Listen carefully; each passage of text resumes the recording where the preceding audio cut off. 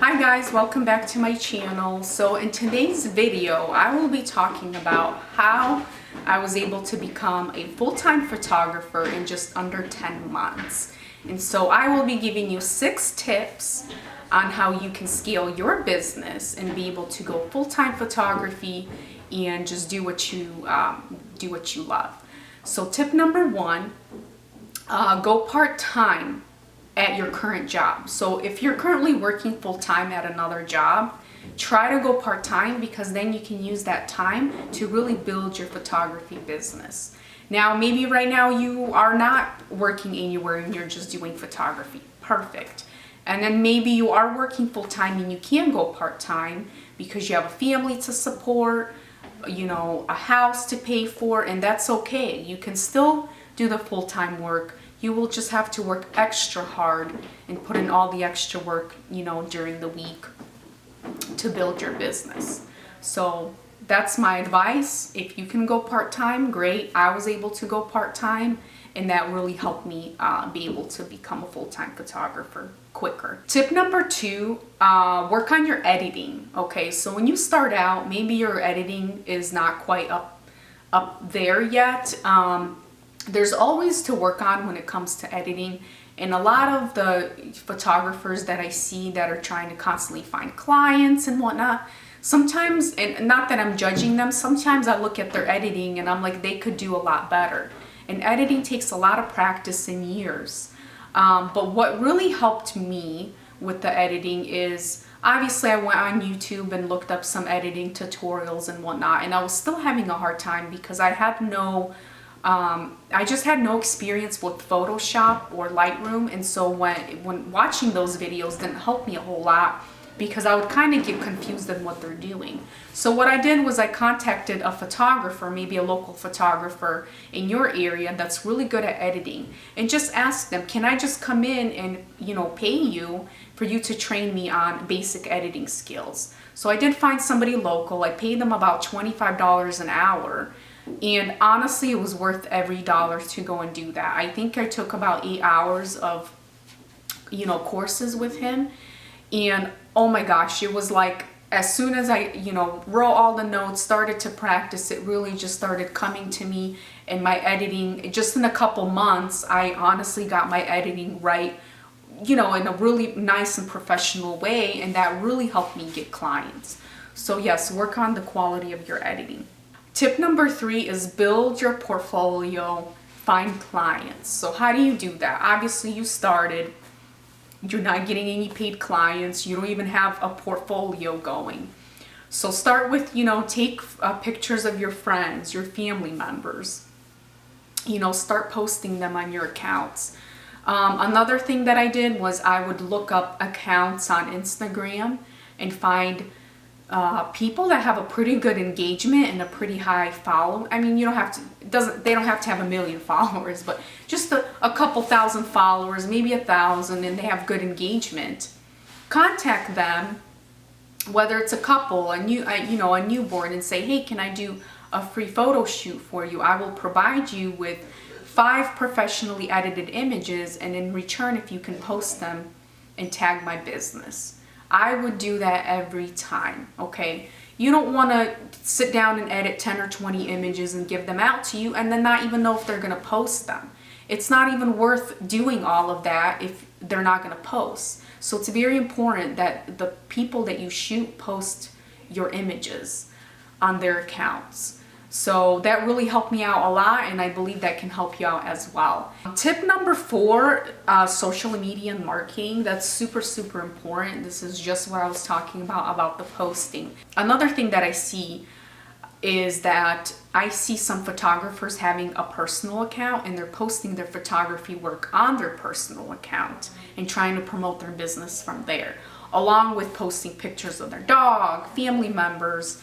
You want to keep all that separated and you want to make it look clean and professional. So make sure you have a separate Instagram account just for your photography in order to find clients. Separate Facebook account just for your photography. If you can stick to a certain niche, meaning like maybe you're into shooting newborns, maybe you're into shooting families, whatever you want to find paid work in, post more of that, and those are the clients that you're actually going to attract. So if you look at my Instagram page, you will see that I have weddings and couples mostly. Every now and then I'll throw a family in there, maybe a mom-daughter, but overall people see that this is a wedding and couples page. So most of my clients are people that are wanting couple sessions or engagements or weddings.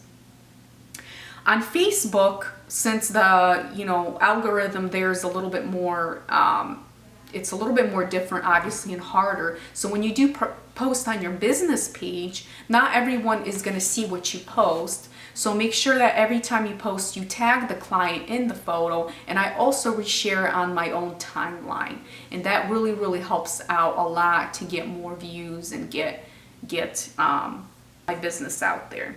Tip number 5. Just overall be professional, okay? And what does that mean? This is a business. You're growing a business. You want to be serious. You want to make sure you show your clients that you're serious, that you provide good work, quality images, okay? This is the only way that you'll be able to grow, and the only way you'll be able to go up on your prices. So, make sure you have photography contracts, portrait contracts, wedding contracts, okay? Make sure that you're taking deposits, make sure everything's in order. Though all those little things just show that you're a professional photographer and that you're serious about your work. Also, this helps with people not being able to take advantage of you, okay? Because there could be a lot of miscommunication going on.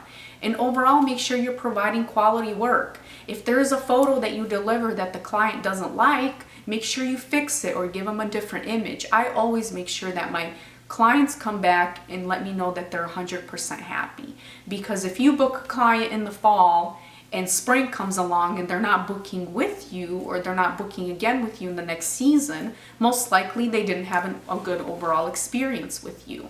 And that's a sign, that you're doing something wrong. So make sure your clients are coming back to you.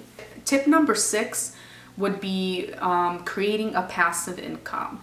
So this kind of is, I would say this is toward like the end, after you kind of build up that business and clientele, because me personally, I'm not even quite there yet when it comes to passive income. So how can you generate passive income? For example, I have a YouTube channel. I can generate AdSense pay through YouTube. Is it a whole lot? No, it really is not. But it's something, okay? And I create a video and I have income coming from that, okay? Another passive income type of job would be maybe writing a book, okay? Writing a photography book. Maybe you like educating your skill. If you write a book, sell it through Kindle, you can even make, maybe you can make a couple $100s a month from that book, and also not even that, you're really just promoting your business even more and creating value to your business. And that's pretty much it. Those are my 6 tips on how you can grow your business in just under 10 months. I was able to do it. I'm now a full-time photographer, and I'm currently overbooking on my sessions and clients. Last year I had about 2 weddings that I shot when I was still working full-time, and this year I have 12 weddings booked total. So you can see that hard work pays off, and most importantly, you guys, just stay consistent and just keep doing, and just stay consistent, be effective, work hard, and you guys will get there as well. So I hope these tips helped, and let me know in the comments below what maybe helped you guys grow your business, or maybe there's something that I didn't add in this video. I would love to hear your guys' thoughts and ideas. And I will see you guys in the next video. Bye!